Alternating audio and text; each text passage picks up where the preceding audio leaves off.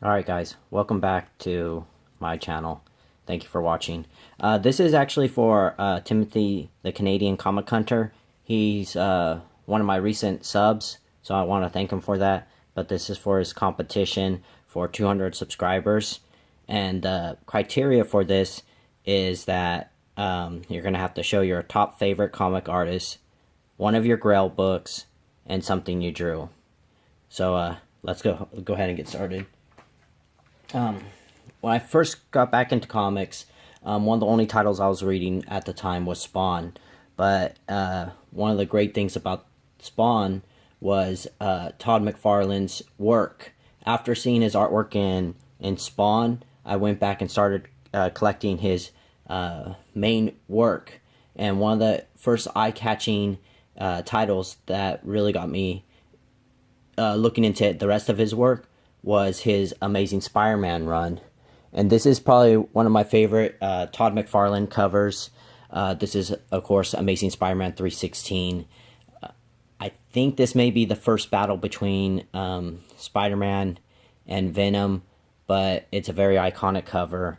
Del Otto just recently, he recently did a cover swipe of this, which is really good, but nothing compared to Todd McFarlane.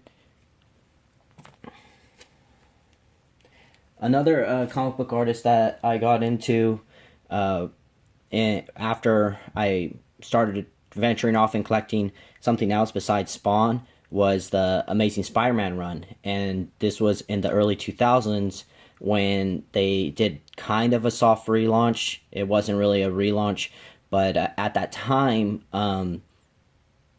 I believe J. Scott Campbell was doing a lot of the artwork, and after that I was hooked. And I remembered him from the early '90s doing a whole bunch of work. But to me, this is J. Scott Campbell's one of his best pieces of art, probably my favorite piece of art. And it's not always about TNA when it comes to J. Scott Campbell. When J. Scott Campbell could fully immerse himself into a comic, draw the background, put the fine detail in there, it comes out with something outstanding. I've never shown this this on camera yet, but this is, a lot of people feel it's a Grail, but to me, I ended up picking this up for $15. I walked by the stand about 3 or 4 different times before I saw it, and this to me is J. Scott Campbell at his best. This is Amazing Spider-Man 688, the Lizard cover.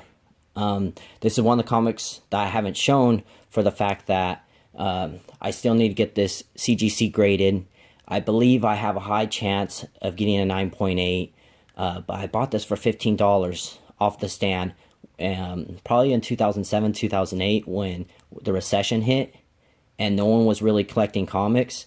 And I ended up going to a comic book shop that wasn't my own and picking this up, and I never thought it would skyrocket to the price that it's at now.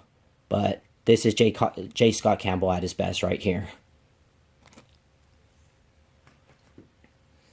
Next is a very, I don't ever hear anyone talk about this artist, especially when going through their hauls. It's very rare, but the thing about him is he's so dynamic. I would say he's the closest to J. Scott Campbell when it comes to his artwork.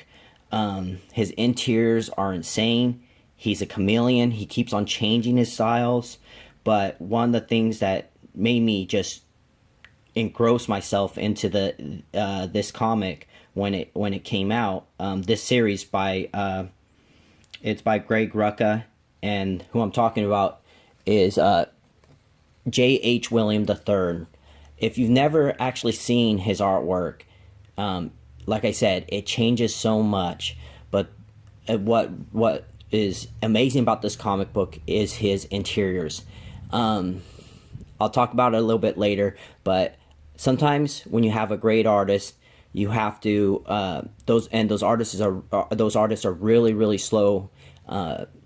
It's all right. I would much rather wait for the artwork to be finished than move on with someone else. And I believe this title was delayed quite a bit before they finished the 2 or 3 story arcs that they did. But I'm really surprised not too many people talk about J.H. William III. But I want to show you how fantastic his artwork is.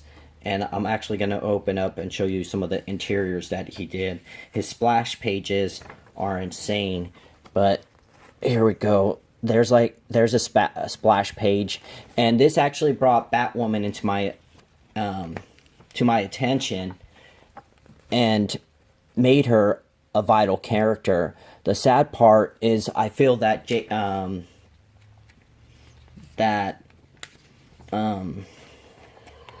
Rucka and J.H. William III never really finished their full arc on this title, but just because of some problems that were happening at DC at the time, and like I said, it was because J.H. William III is a very slow artist, very underappreciated artist.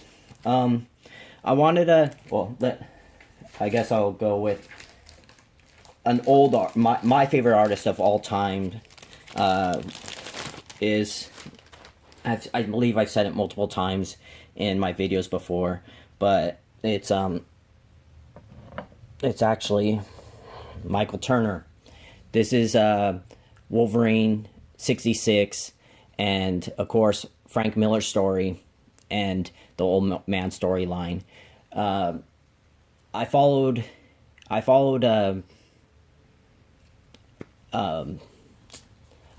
this artist in his early 90s with his Aspen and Fathom series.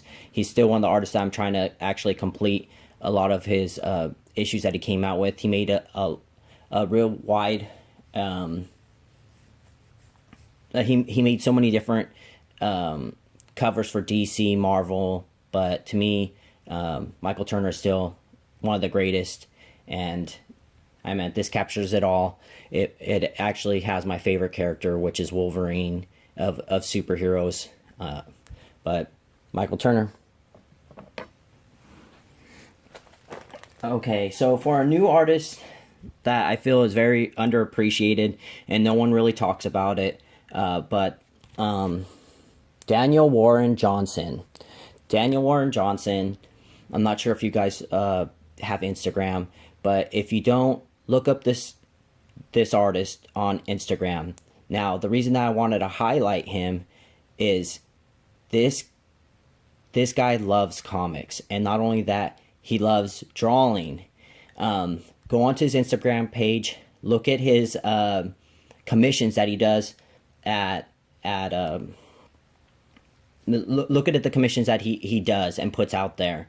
You'll be amazed of just how much his artwork has energy and different types of levels. But besides that, Daniel Warren Johnson draws this, but he also is the writer of this. This is a heartbreaking tale about two fighting tribes, and it's very dark if you can't tell from the hand being severed off.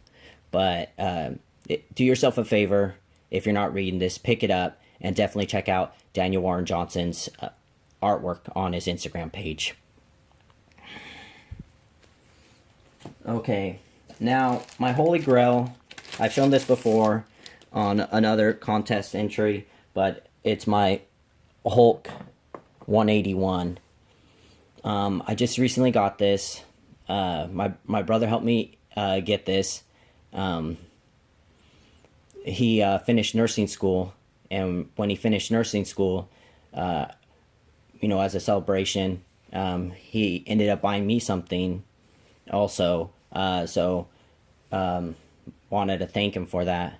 But besides that, this is my holy grail. The reason that it's my holy grail is, funny story, Wolverine, to me, when I first saw him in the early 90s, the X-Men cartoon from, I believe, 92, 93, maybe even 94, that came out during that time period, Wolverine was highlighted in that. But I kind of was in the X-Men before that. I didn't know the characters too well. And in my mind, I thought X-Men was X-Man, and that was Wolverine. But I found that out after watching the TV series that it wasn't. And this is my holy grail, a Canadian. And then on top of that, I love this character just for the fact that he's small in stature, and that never held him back from anything. I believe if you look him up on Wiki, he's only supposed to be 5'3", maybe 5'4". So really small. I don't think a lot of people draw him to the size that he's supposed to be, especially in the modern artwork that they show nowadays. But one person that does, and that's doing an old man storyline right now, is Diodato. Look him up. It's really funny to look at his artwork just for the fact that just how compact he is and how muscular they make him in that new story arc. But that's one artist that I really enjoy his Wolverine rendition. But this is my holy grail. All right. So the very last thing is draw something or show a piece of art you did. Now, like I said, I was a huge fan in the 90s of Spawn. I ended up going back and picking up all the first issues. But one of the comic books, as I was reading it, I probably started in the 50s and then had to go back. But one of the covers that was so dynamic that eventually when I was in art class, I wanted to draw this. My senior year, I made an attempt at it. And I think I got like the artist of the week, so highlighted on a wall of just the great artwork that comes out on a weekly basis. But here we go. This is Greg Capullo and Todd McFarlane. This is Spawn 59. This is, I'll show you this. This is the cover for it, and you guys could tell me whether I did decent on it or not.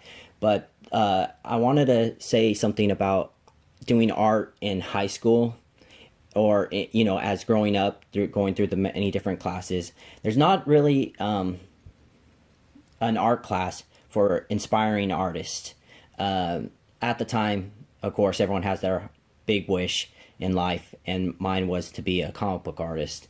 But after seeing so many different people come through and just being super, super talented, I knew it wasn't for me. But, I still did it as a hobby. And like I said, this is one of the covers that capture me. It's just the emotion in there. Spawn, the chains, everything about it is just a fantastic cover. And I like the fact that not only did Greg Capullo work on this, Todd McFarlane did. So here's the professional work. And this is my whole packet of what I turned in for the week. And they would give us all kinds of different assignments and things that they would want us to do because they wanted us to be versatile. But here's my artwork for that. And like I said, I think I got highlighted for Artist of the Week. The real thing is doing pencils. They really wanted for you to cut away line work and make it seem like it was more real, more realism. So this is the final one. I spent hours on this, so this isn't something that I drew just for this competition, but this is just one that I drew. And like I said, this is, if you look, it actually has my scores for the week of drawing right there. And this was my senior year, but one of the things that they made us draw, and I am not good at, but they made us draw cars. And that's a Corvette that I drew. I don't think it's good, but this was my first attempt of ever drawing a vehicle. Of course, looking at something, if I look at something, I could basically draw it, but that's a Corvette. And then the last thing was just an exercise on perspective and how to try to understand perspective. And as you can tell, it's just showing you how you would slowly draw outwards towards something, and then the basic foundations to getting an idea how to do like a page layout. But if you look, it's from 12/6/1999. But I don't really draw anymore at all. But the good thing is I always when me and my wife had my daughter, one of the things I always pushed was artwork, and just trying to be an artist, and then also seeing if she had the gift. This is my daughter. She's only 10 right now, but I wasn't brave enough to ever do inks, but she experiments with everything, and she's really into anime. And this is my daughter's artwork that she does, and she has tons of drawings inside of a drawer. I have a filing cabinet with all her artwork, and it's really funny to see when we used to draw when she was 4 or 5 to all the way to now, and seeing how much she's changed. And to be honest, she's a better artist than I ever was. She hasn't been through any professional classes, just goofing around with Dad when we're watching cartoons. And this is my daughter's artwork. But I believe that's it for the video, and thank you for watching. Thank you to Thimothe, the Canadian comic hunter, for making it a little bit different and having a nice competition. But there you go. Thanks for watching, guys. Bye.